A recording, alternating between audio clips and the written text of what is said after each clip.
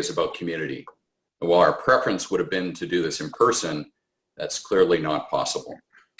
First, a housekeeping item.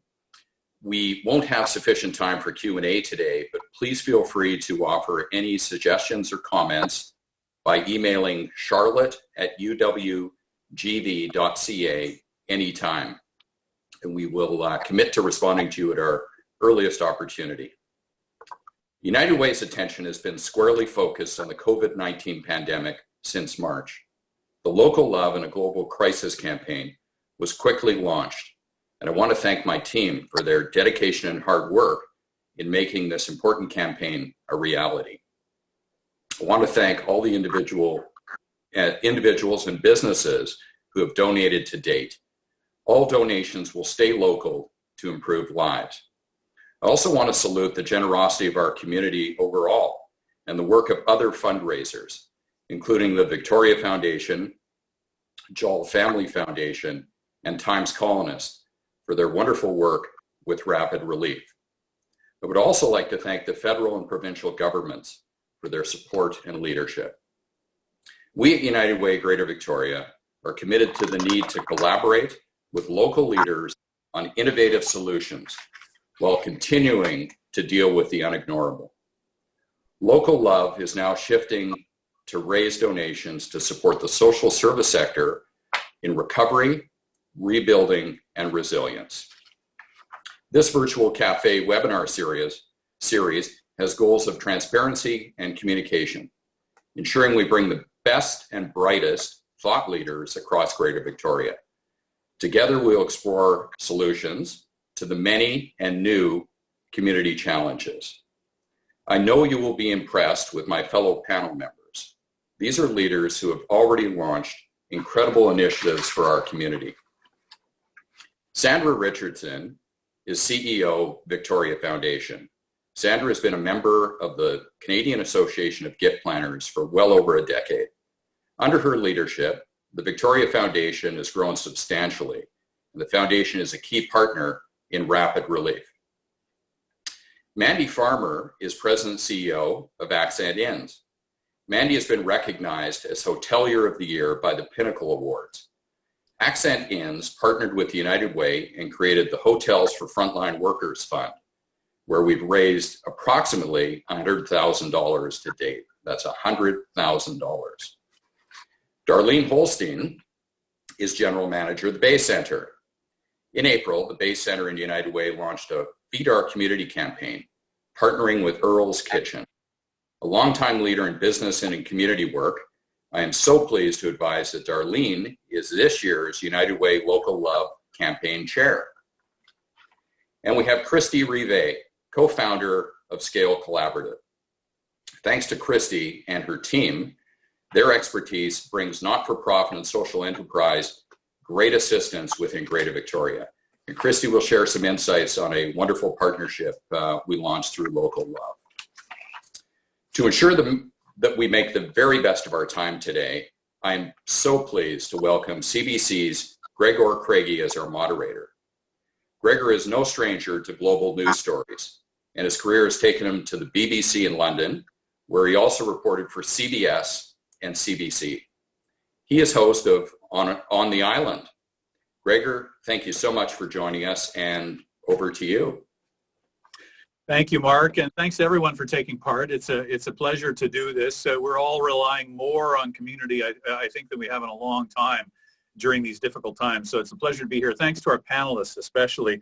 I want to jump right into it because, of course, everyone's busy and we don't have that much time. I want to ask Mandy and Darlene and Kristi each the same question to start off. And Mandy, I'll start with you if I can. Each of you have been so heavily impacted, your business because of this. Mandy, that must be the case in the hotel industry. It has to be. And yet you haven't just looked inward. You've all launched significant community outreach programs. Mandy, can you tell us a bit more about what you did? Mark referenced it there, but what did you do and why? Sure. When this first hit, the first thing we did was we wanted to make sure that we kept our team safe. And then after that, we realized, wow, this is such a crazy crisis that we're in. How can we help?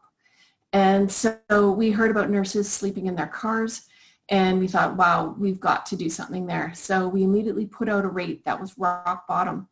And then as soon as we did that, people started phoning us saying, hey, how can I help pay for that nurse's room or that grocery store clerk's room?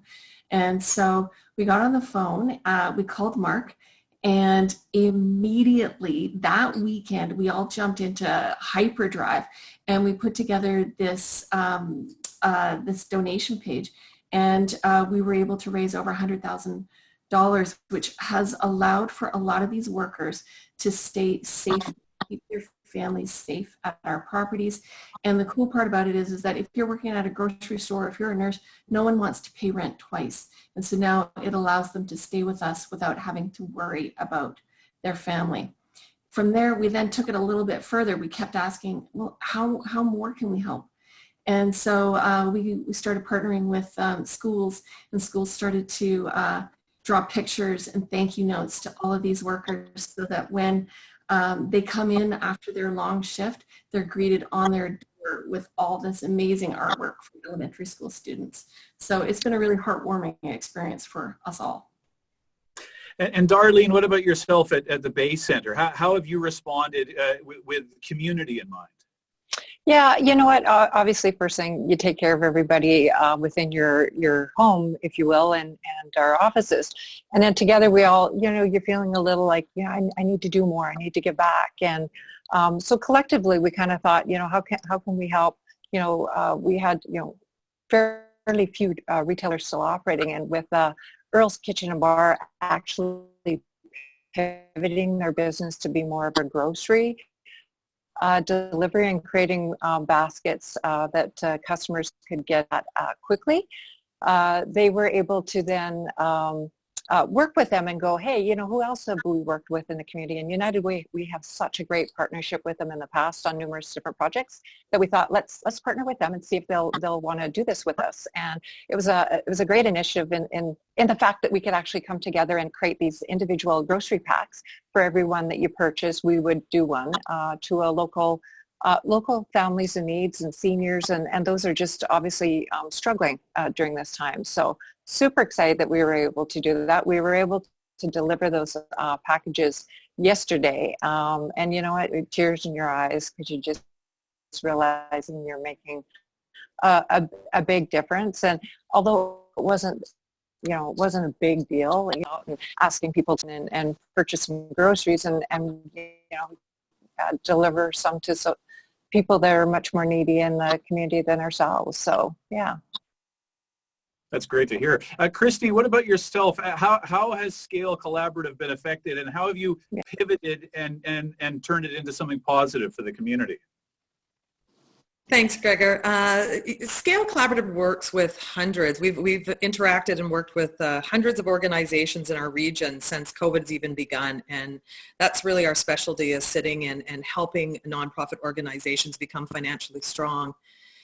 And what we were seeing and what we think is going to happen is that nonprofit organizations across the sector are really going through three phases. And one is that immediate response phase, one is that recovery phase, and one is that resilience phase. And in Scale, we started looking at, we look at that resilience piece, and I want to just give a quick shout out to Victoria Foundation. We do have a over 5-year partnership right now with Victoria Foundation that provides Thriving Nonprofit program that really focuses on nonprofit organizations and their long-term resilience and financial strategies. So we knew that that's the end game. The key is always to get those organizations where they can survive these kind of crises. COVID obviously has been very different than any crisis that our sector has faced. And so we started looking back and going, these organizations are having to do an immediate response inside their organization and for community. So how do they sustain themselves while they're trying to do this response so that they can even get to a road to recovery? And so we were very pleased that Vancity's come on as a part of a supporter, and that United Way wanted to partner and really step into the space and really meet those nonprofit organizations where they're at today, so that they can start to, move forward. So we launched a Survive and Thrive program, which is really a very quick, fast, rapid relief program for nonprofits and charities that allow them to sort of think about their response. How do they cash flow that response over the coming months? And really, as they make asks to different funders for these amazing funds that community has pulled together, like the Rapid Relief Fund, how are they really thoughtful in those asks that allows them to utilize those dollars and maximize those dollars to keep their operations going, survive, and even get to that place of thriving. So we're just so happy that United Way sort of like offered this service out to their organizations and that we can start them on the road to recovery.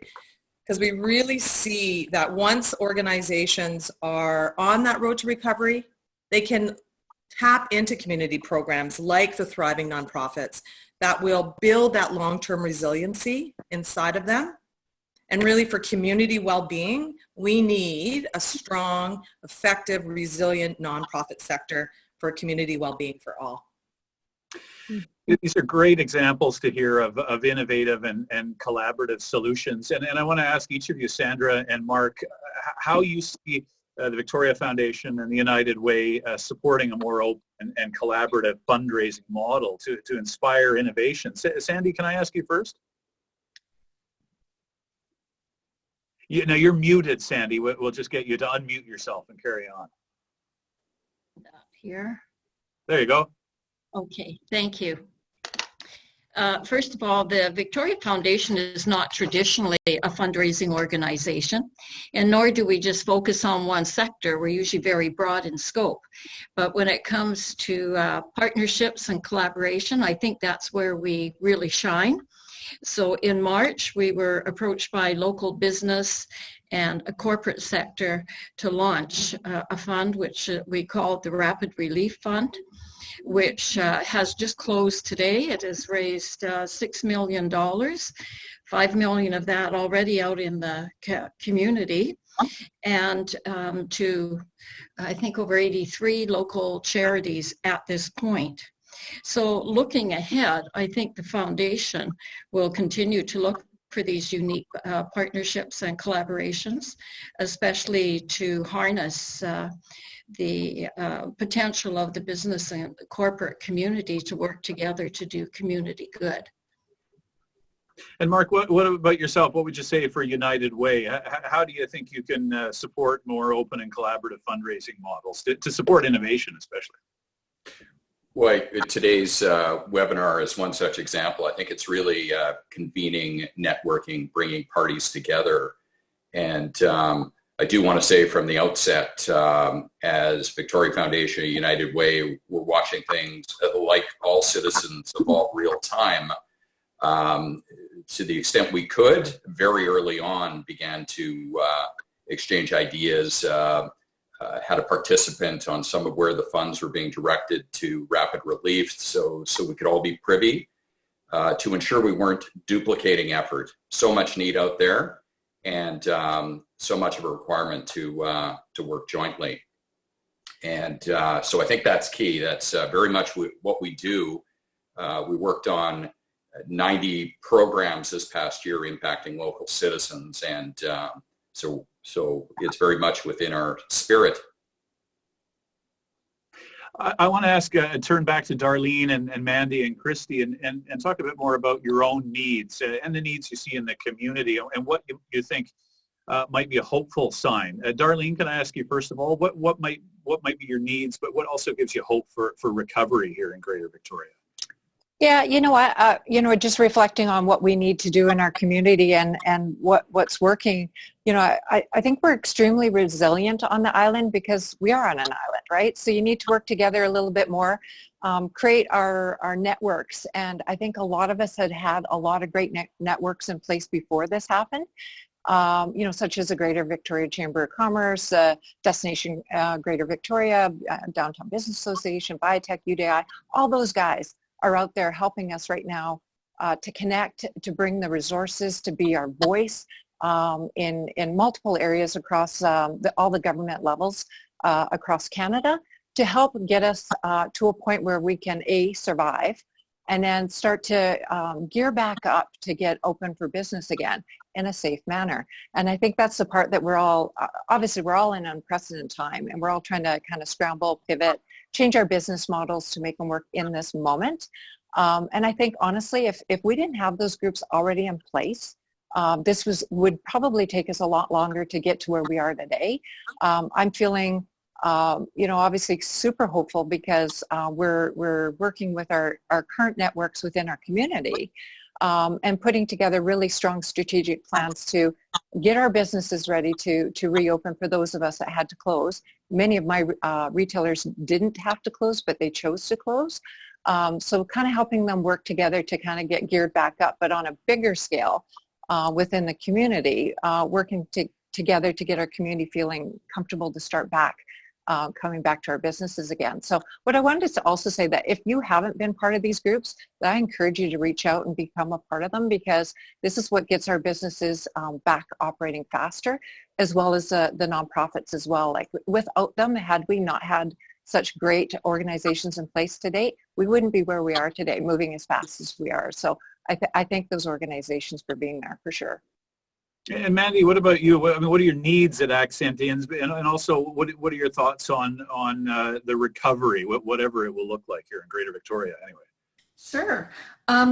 First and foremost, what I've noticed is my own personal need, but also the needs of my team, and that is we want to help. Yeah. We all want to do something. We don't want to be sitting at home playing video games, or watching Netflix. We want to do something. And that's what I noticed with my team when we started doing different initiatives. We were just like, okay, what can we do? How can we help? And, in the last week or two, we've been working with United Way because we've been bringing back all these people on wage subsidy. And, to be honest, I don't have a lot of work for them. So we're trying to figure out ways, well, how can we get our team to come back to work, but actually they're going to volunteer. So, just really trying to be creative about things like that. I think in terms of recovery, what I love is that there is such a shift towards buying local. We've all talked about it for years, and now suddenly we're doing it. We're really thinking twice about buying that book on Amazon, and instead we're phoning Russell Books. And I see that consistently, and that is really heartwarming, and I think that's going to be amazing for our recovery.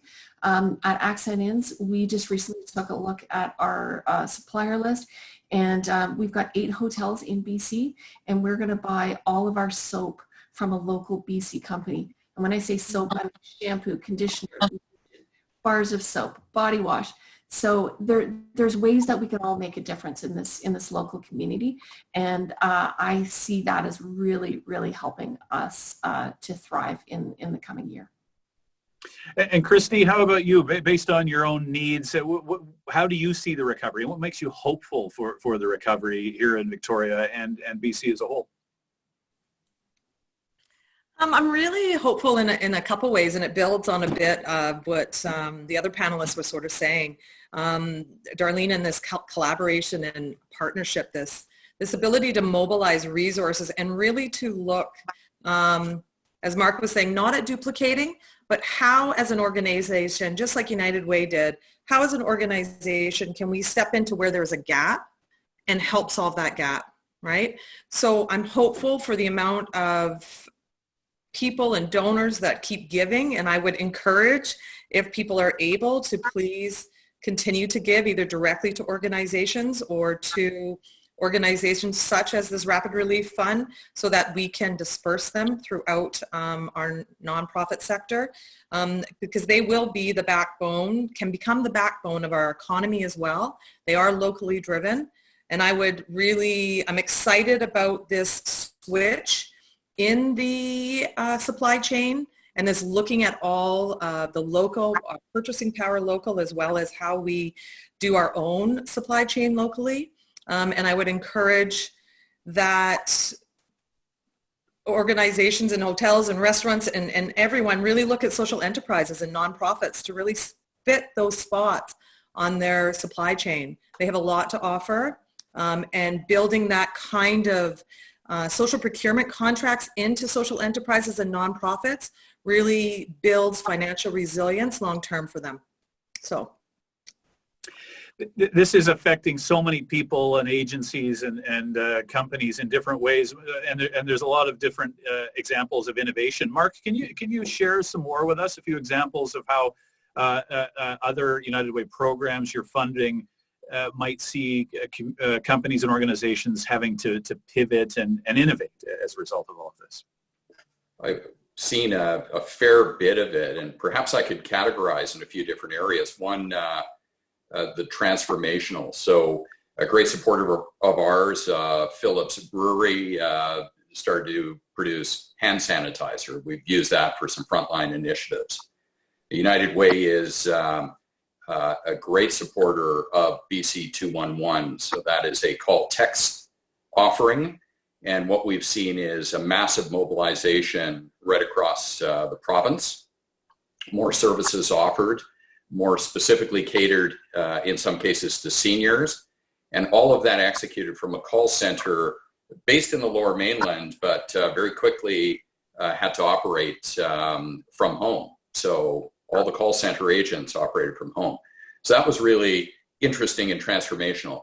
New learning, I think we'd see a theme here of digital people ordering locally, hopefully online for the first time in many cases. And so digital savvy has been a trend in terms of new learning. And I guess the other big piece is building on mobilization around collaboration.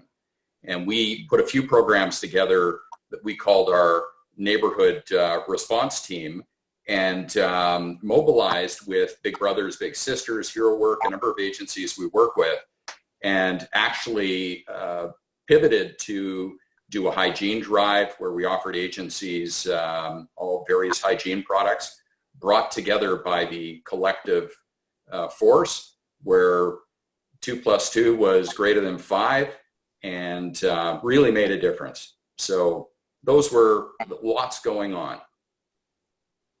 And Sandra, what about the Victoria Foundation? As a community foundation, how have you had to change your focus to better serve the community due to COVID-19? Well, I think primarily when we look at our past granting process, we were really driven to, funding projects, etc. And I think have not always invested in the core operations of nonprofits. And I think COVID has really exposed some vulnerabilities in the sector. As an example, when the world went virtual in just a matter of a week, many of these nonprofits did not have up-to-date technology to quickly adapt their programs and make their programs accessible to all. So within some of the rapid relief response, it's provided some grants to organizations to be able to purchase computers and update their systems that they could successfully work virtually. So like counseling services, etc. All of a sudden it was just magic for them. So we anticipate that changeover for us in our granting process will be driven largely by how do we support core operations and administrative supports moving forward so that they can adapt and meet the needs of all citizens. It's great to hear about the innovation and the collaboration that's going on in some cases. They seem like real silver linings to me. I want to open it up to all 5 panelists. So feel free to jump in. We'll see how this works on Zoom. But any other examples that any of you can point to that just really show the type of innovative or collaborative thinking that either that's happened, that's really helped, anything else, or that you think is needed, what might be needed going forward? Any thoughts from any 5 of you on that? I just wanted to say in the retail aspect, what we're starting to see, and we've already started to see it with many of our retailers that are still operating, curbside pickup. I don't know if you, I don't know how old everyone is, but this used to be a thing many, many years ago. I come from the prairies, so in the prairies it's very cold, so curbside pickup was a thing. But it's actually something you're going to see a lot more of as people have different levels of comfort to come back out into the community. So, and multiple different ways of transacting. definitely still on the phone is a way to do business, but online and online tutorials on how to cut your hair, how to color your hair, and I've seen a lot of curbside pickups already for hair salons, mixing your color. And I have this work right across the street from one, so I'm watching them all day long and I'm like, brilliant. So they've been creating these services already, working around and making sure that they're following all the safety rules. But that definitely is something you're going to see a lot more of in our industry. I've got two examples. You happen to be on this panel. One is United Way.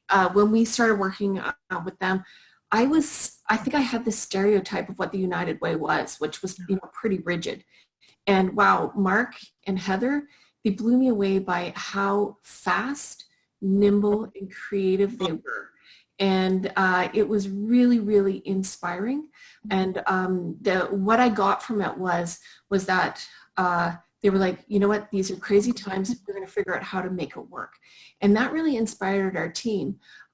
So that the second example was actually my team who thought, you know what, we don't have to do business the way that we've always done business. And so, we had all these rooms at Hotel Z, and we thought, okay, we can't sell hotel rooms right now.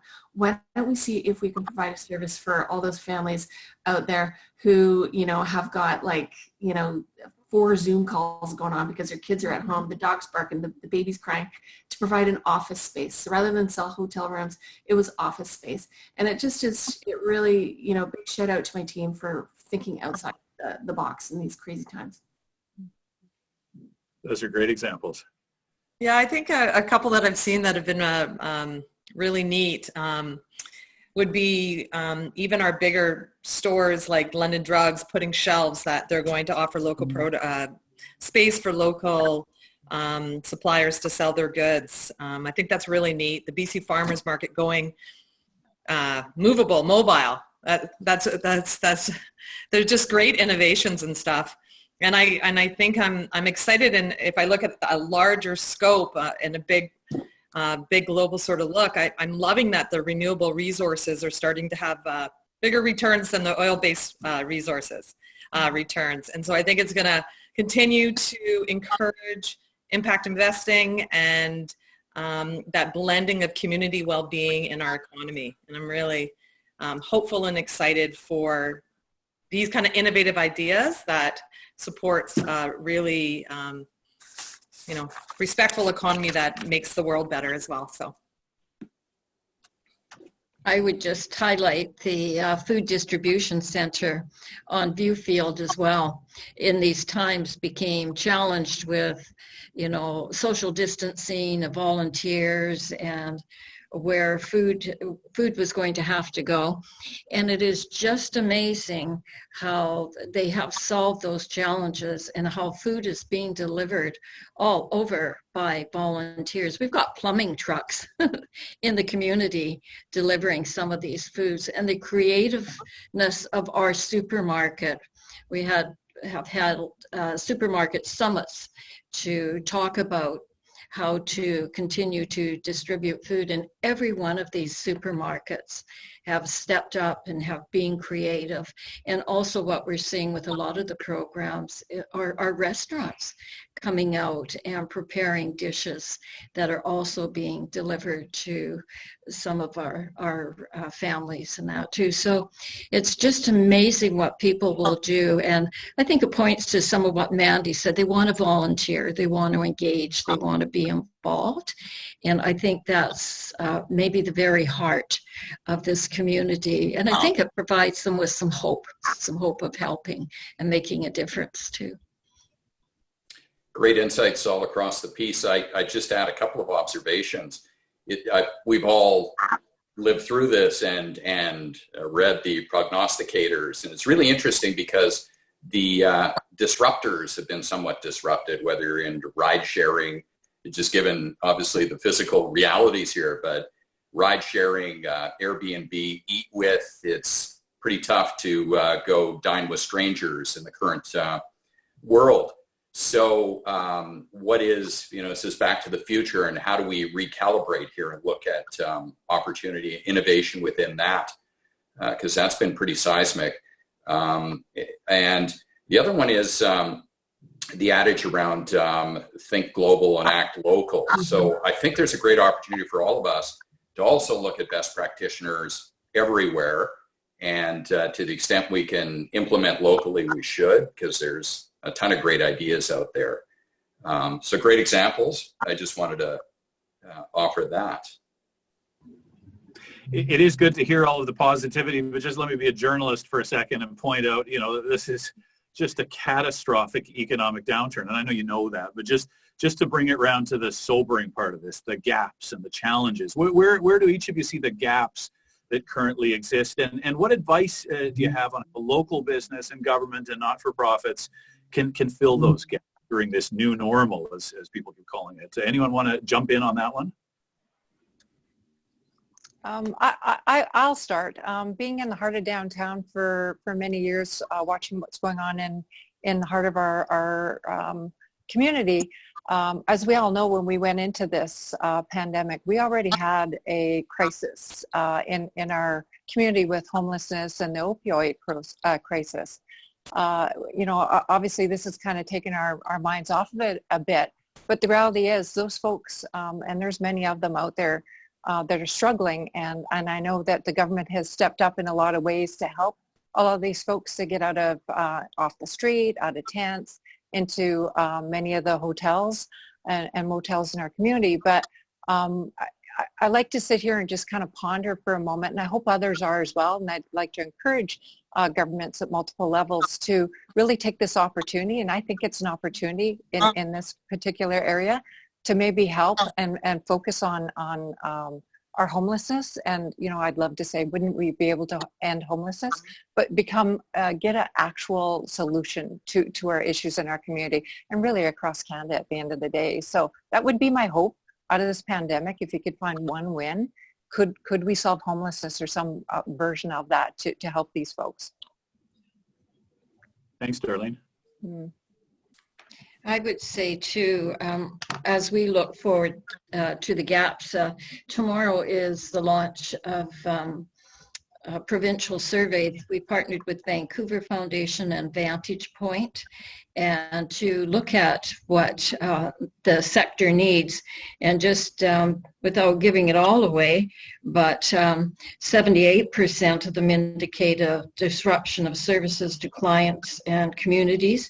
52 are seeing an increased demand for service. 74% are experiencing reduced fundraising dollars, no surprise there. 68% are experiencing challenges related to staff and volunteer work, needing to work remotely. 35% have reduced hours for staff because of budgetary restraints. 15 to 19% are anticipating closing down. 23% do not think they could exist longer than 6 months, and 40% have had or anticipate laying off staff. So the road ahead of us certainly has some bumps, but it's research like this that gives us a chance to dig a bit deeper and really answer some of the things that they're putting before us. So check our website tomorrow and you'll see the full report. Thanks, Sandra. Yeah, I would see a gap, and building off the Sandra, I think that some of our nonprofit organizations, the natures of how money and grants come into organizations, some of our sector is spending tomorrow's money today. And that is, we could see a delayed crisis hit our nonprofit sector because of this. And so gaps that can be help filled in this immediate moment. And I know it's for business as well as organizations across the sector, is really that rent relief. And, some of those hardcore costs that are very difficult. And so the solution, and I'm not 100% what the solution is. I think it's going to come from individual conversations as well around how can you support some, some landlords are allowing them to defer rent, but they'll still have to pay that when it comes back. And is there a way for them to do that over a very long period of time? Or is there a way for owners of property to be able to balance out, just like do a reduction of rent and just support in some really real cost that organizations are being faced with right now. I've got a gap that is totally on a different level. And that is, working from my home office, I see, you see more and hear more because we're in our communities. And one of the gaps that I see is, how do we be social while still being socially distant without shaming? So I live near Gonzales Beach. And, on the weekend it was so hot and warm and everyone's down there. And I could hear people talking as they walked by saying, oh my gosh, I can't believe this. This is terrible. And I thought the same myself. And I thought, I need to walk down there and just see what's going on.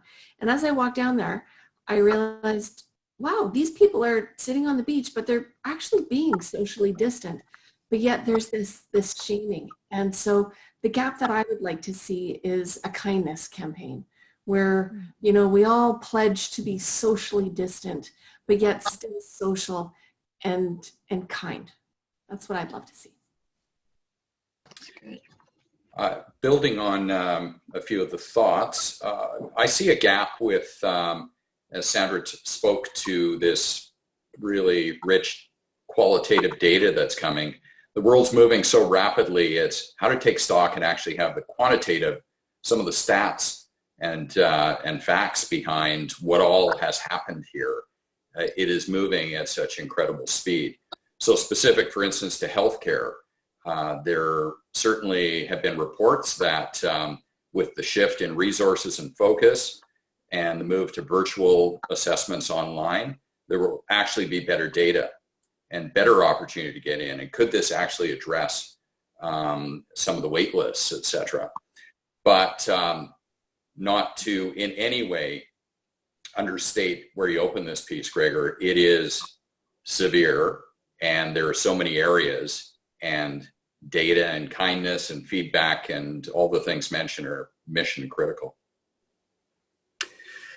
I want to ask Mark and Sandy specifically about some of the assistance that's already been announced. The federal government recently announced $350 million in funding to be split between the United Way, the community foundations, and the Red Cross. And we don't have the Red Cross here today, but Mark and Sandy, can you both comment on how you envision next steps? Sandra, can you start us off on that one? For sure. And of course, when you hear that great big $350 million, but what actually comes to our community will certainly be a small portion, sort of based on population and also what our various organizations do. But our goal is this funding will arrive at about the same time. So how, for instance, can we work together, United Way and ourselves, to have this funding go out, because it's a short window to release these funds as well, so that we're doing this in, together in a unified way. Now, we've just had that sort of conversation, but then it's just, we haven't ironed out the wrinkles yet because we have to see the direction that we're given from the feds. But we just feel it's, whatever the amount is, we would both love to see around $750,000 each coming to this community, but that's, I'm just making that figure up. We have not been told that, but that's just, when you think of that great big ball of wax, it's not that much to spread across our vast country, but our hope is to come together in as some form of partnership to release these funds out together. And Mark, you may have changed your mind overnight. I would add that, very much committed. We've had a few discussions, as Sandra has mentioned, details to follow. We're grateful for the generosity of the federal government, and we want to make it as seamless for the many in need out there to come to any of the three of us. There is some discussion. It's premature to say that the Red Cross will have more of a focus and opportunity around personal protective equipment. So they're part of this dialogue as well. but it's a real opportunity to present to community in a very collaborative way, and we are all committed to making it as easy as possible for anyone to go through a process to submit and apply for the funding. And May 19th is the announcement, right? All right, May 19th. We're short for time today, and I want to ask all five panelists for final thoughts. But just before we get there, I want to ask both Mark and Sandy briefly if there's any other communities or cities or regions or what have you that you think are providing inspiration of their own, in whatever way it is, innovation or collaboration or what have you. Mark, any other community that jumps to mind right now as a good example of what might work here as well? There are several out there. We, as part of United Way, while our focus is very much local in Greater Victoria, we're fortunate to have access to other areas. There's a really interesting concept out of Calgary's United Way called the Social Impact Lab. It's a partnership with a digital marketing agency and really looks at design thinking, a collaborative effort with business, individuals, not-for-profits, in terms of addressing solutions. So they had actually begun this program about a year ago, and it's evolved and made a quick pivot to evolving and responding to this crisis. So the kinds of topics that they, with some curriculum and focus, are looking to certainly solve, make inroads. So it's very progressive thinking, goes beyond some of the granting and some traditional approaches to fundraising. If I could add just one more, like Darlene, being from the prairies, I had a special spot for Fargo, North Dakota, and probably best known for the TV show. But they actually looked and did a collective ask of community and said, "Hey, we're in Fargo. We have lots of space here. So depending on your neighborhood, it's not quite the same for us here. What can we do? And let's have a technology bent and something around environmental friendliness." And so they pulled together the world's largest drone convention. I don't know the logistics around that, but it was really inspiring. But it really went out to community, so they built on that concept. So a lot of innovative things out there emerging out of necessity here in many cases. And Sandra, one or two from you that popped to mind? Certainly. We meet weekly with the top 12 community foundations across Canada just to hear what's going on. And some of the ideas around rapid relief came from other community foundations. For example, Seattle had a real COVID surge just before us. So the idea of how the rapid relief came together was formed from an idea of them. And then sort of our online portal, etc., was from an idea of the Boston Community Foundation. We're also engaged in the Transatlantic Community Foundation Network. So we're starting to hear some of the things that are happening in Europe and how community foundations are working and what they say. So there's a good exchange of ideas. So it's just harnessing it all and making it very relevant to our community right now. Well, I want to ask each for final thoughts on whatever it is we've discussed. Kristi, do you mind starting us off? What do you want to leave people thinking with? I guess this is our moment. This is our moment in time as community. We've never had this moment before to redefine what our new normal looks like, what our economy looks like, and how we support each other as people.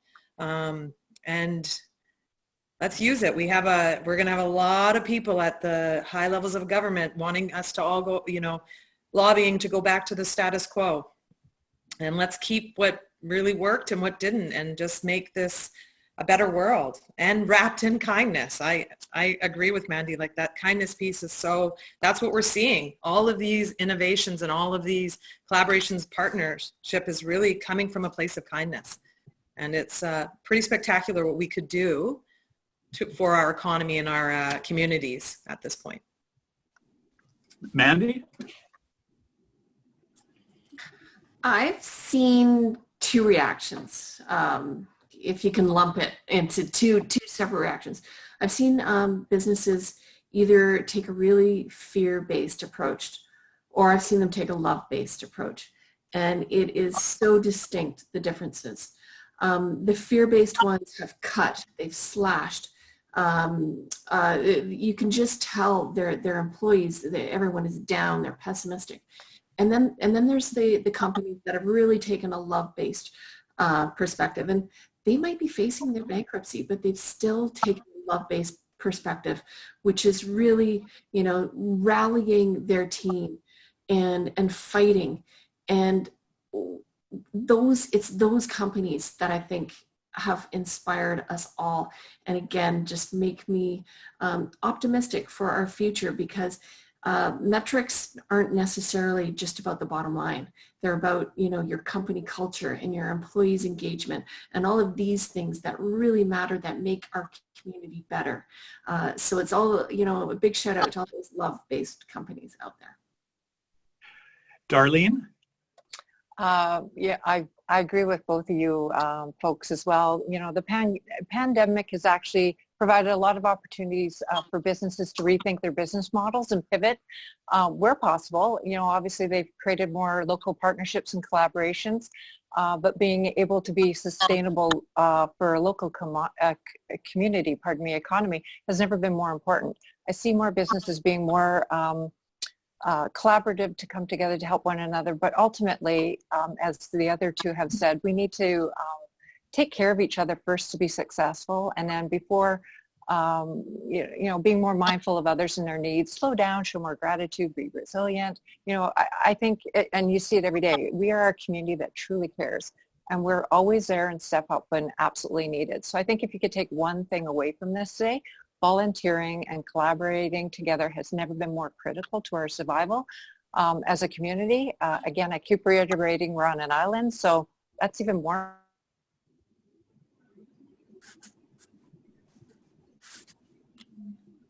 Of our can and has been restricted.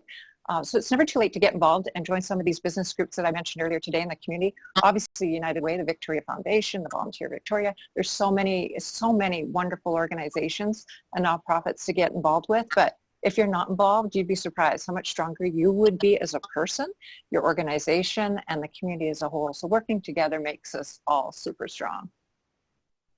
Thanks, Darlene. And Sandra, final thoughts from you? For sure. I think this is our moment in time in particular to be real sector champions for this nonprofit charities, or as we know as civil society, and just to stand tall for them and realize the economic impact. People don't often realize what the sector contributes. And we did a study in 2018 on this, and they contribute over $1 billion a year to this economy. So it is an important sector. And my goodness, they're working like they've never worked before. And I think it's just time to, when you talk about kindness, to really think about the sector. And just one last note, we have a Random Act of Kindness Day that we celebrate every year. And Mandy, I certainly know who I'm going to phone first. Thanks, Sandra. And Mark, I want to throw it to you for final thoughts and to wrap it all up for us as well. Thank you, Gregor. Well, in so many respects, this evil pandemic has been the great equalizer. It doesn't discriminate, and we talk about sectors, but it's impacted everyone from business. It's really broken down whatever walls, because the impact has been similar to so many. I think there will be great opportunity to have more empathy. Everyone's that much more alert. To the extent we get back to whatever the new norm is in an office environment, need to respect that some will have great issue walking through the door for the very first time.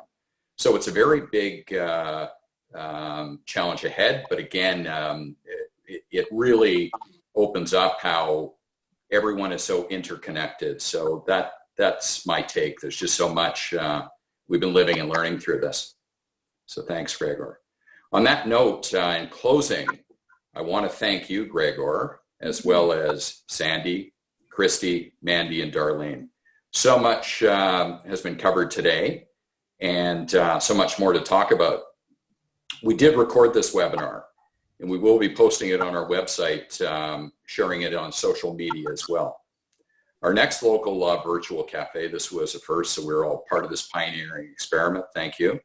The next one will be early June, and we are trying to put forth seniors as the primary topic there, isolated seniors and emerging through this pandemic.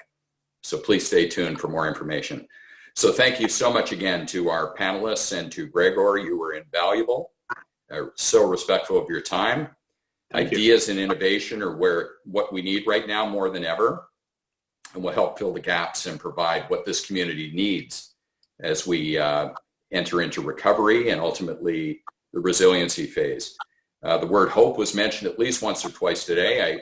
I hope we offered some of that today, and it's mission critical for going forward. So to all who attended today, thank you so very much. Again, some have asked for this in the recorded version, but we're very appreciative. Have a great day, and be safe out there. Thank you.